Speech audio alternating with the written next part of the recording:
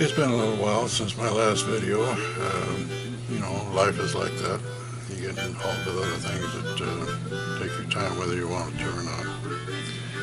At any rate, this video is about my wife's baby booties that she makes.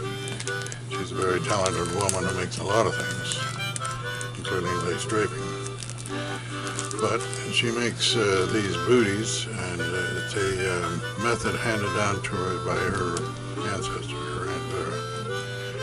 And the thing is in the process of making these booties and filming it ended up with a fair amount of time involved in being able to show how these booties are made.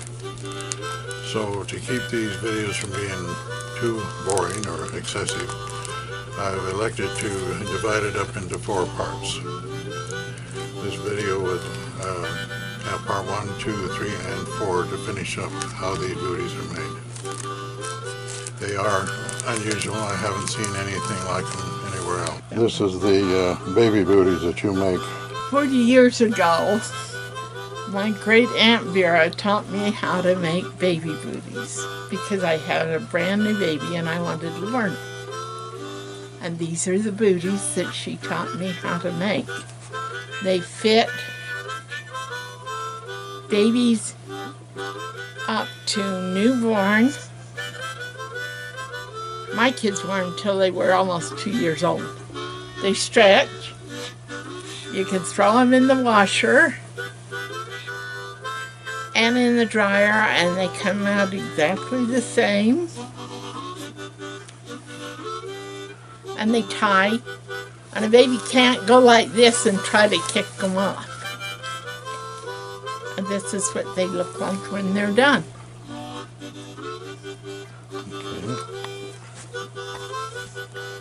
And they're fairly easy to make, I think. Some might have a little bit of trouble with them. So then to put them away, you just stuff them with tissue paper and put them back in your bag, huh? When they're through, when I get them all crocheted, I put a little bit of tissue paper in them and tie them up like so. And Aunt Vera always says they make 2 bunny ears. As you can see, there's one here and one there. That's 2 bunny ears that they make. And then I put them together like so and stick them in a Ziploc baggie, in this Ziploc baggie here.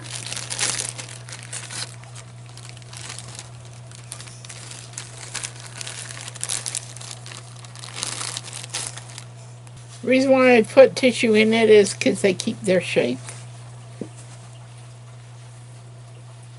until I can deliver them to whoever wants them. I always put the toes in first because it's easier. Because of the football that's there.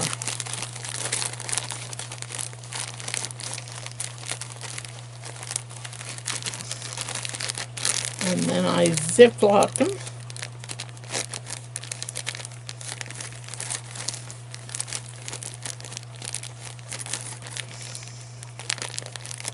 Come on, lock up. Sometimes the bag wants to work and sometimes it doesn't.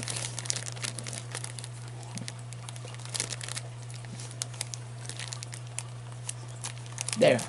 Putting them in a Ziploc bag keeps them from being dusty too. There. They're all done. Chain 33. Slip stitch in first chain of chain 3.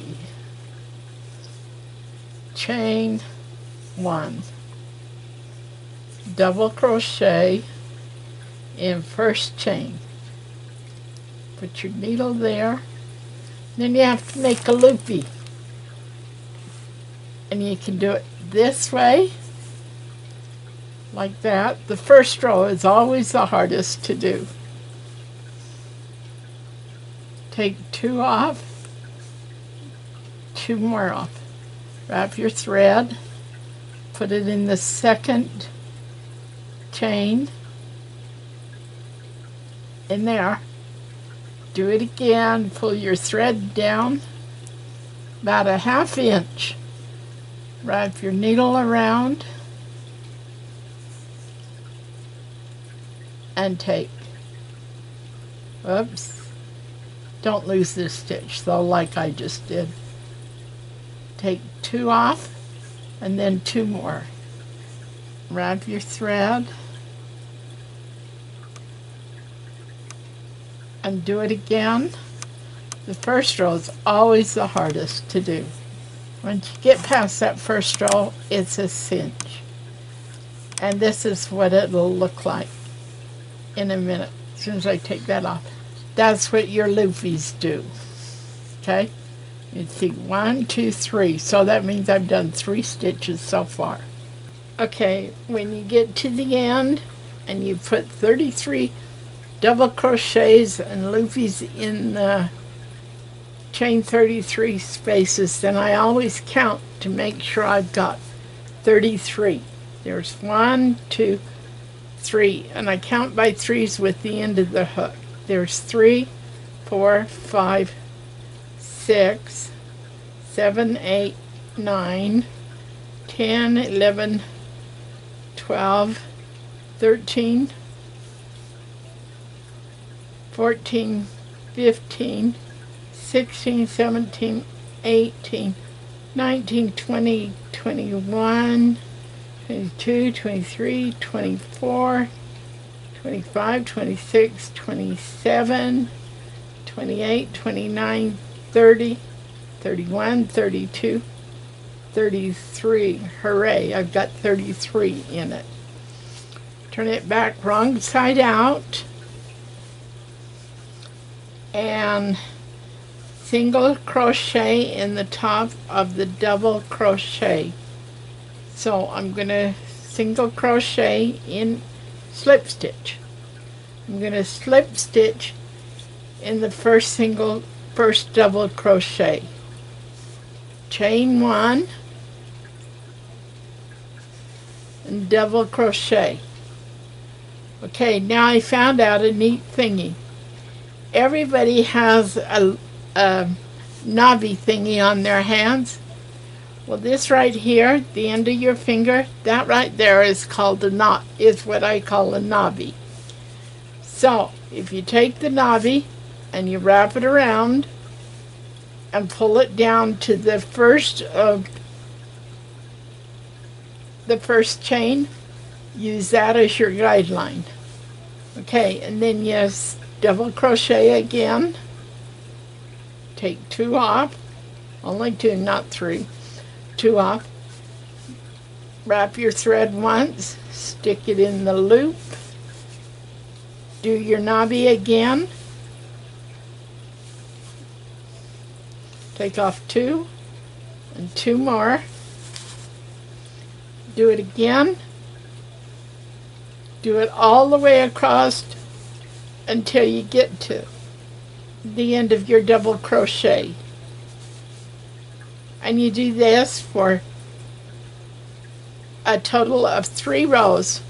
So you've got, this is your first row, this is your second row.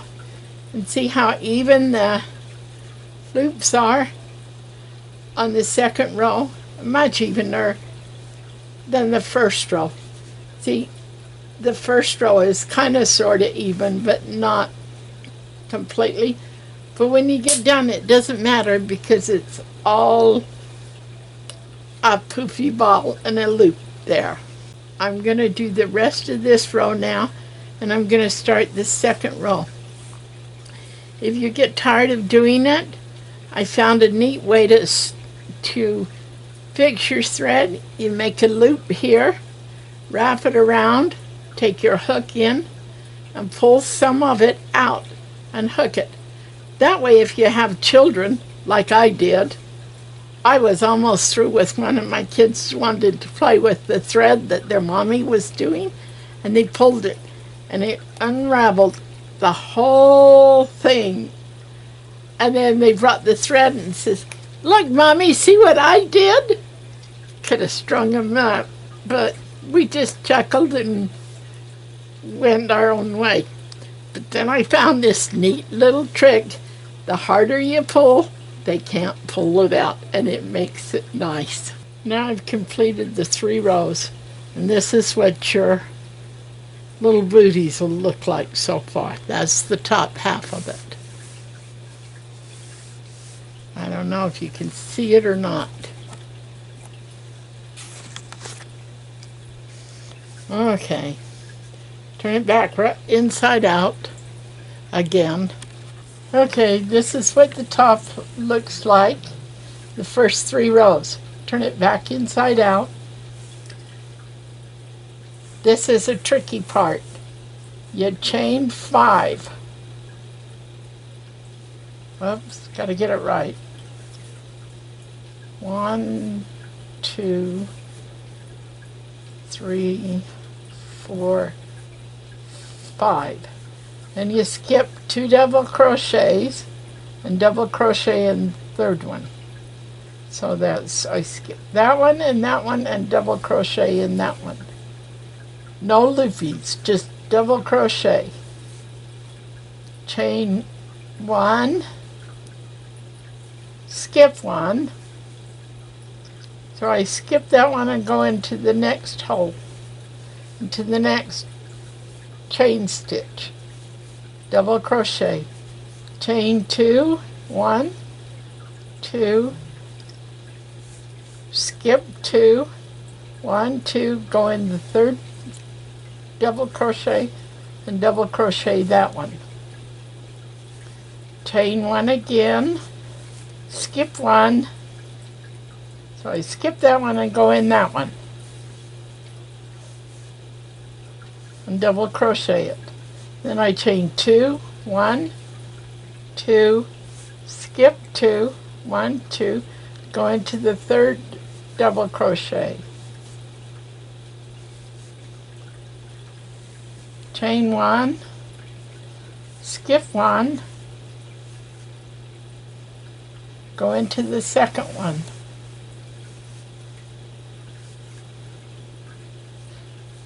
Okay, chain 2, 1, 2, skip 2, 1, 2, the third one,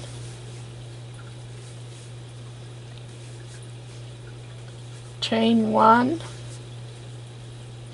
got to get more thread out,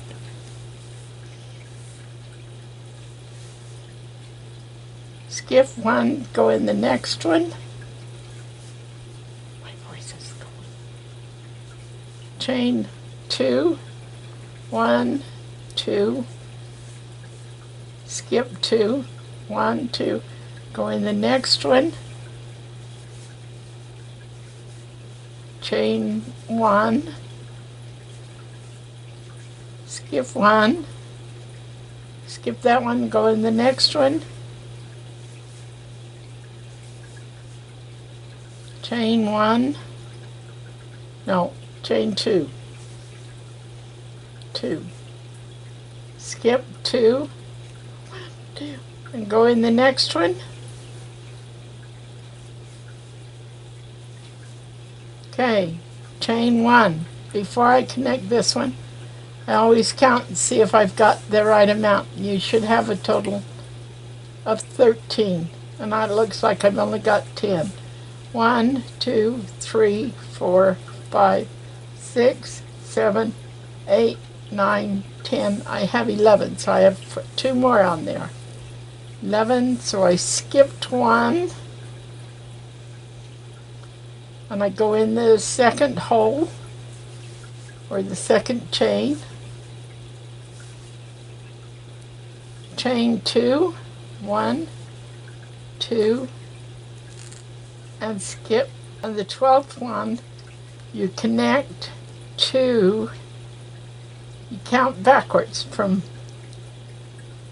the double crochet. There's 1, 2, 3, 4. So that gives me 1, 2, 3, 4. So I go into the third double crochet, third chain, and slip stitch that chain 1 again, double crochet in same hook, and I only do that 9 times. There's my double crochet on my loopy. Okay, this part that we just finished is where you connect your ribbon, goes in and out this way, and you will finish at your start. Like I said before, you take one there, one in the next one, that's 2, and you go 3,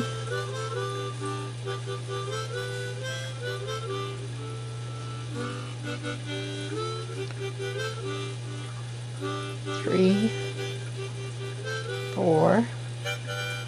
That should be the first double crochet right there.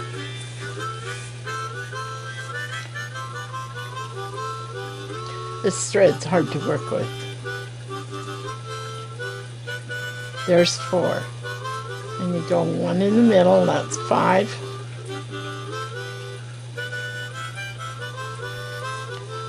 You have to do this 9 times.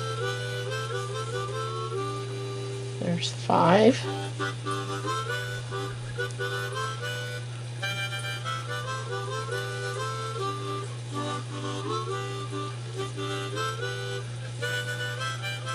Six,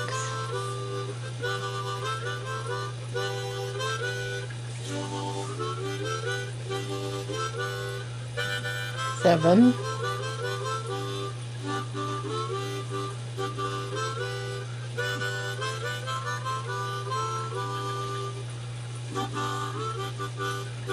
8,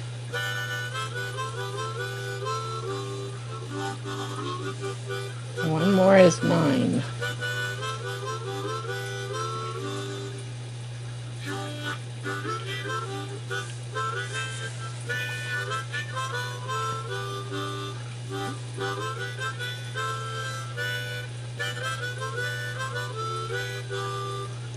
Okay, that's 9.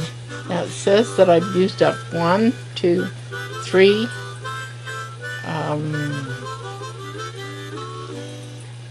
chain 2, chain 1, chain 2 spaces. Now, chain 1 and turn. Slip stitch in 9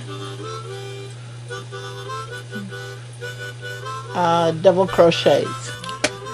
This is the end of part 1 and catch us on part 2.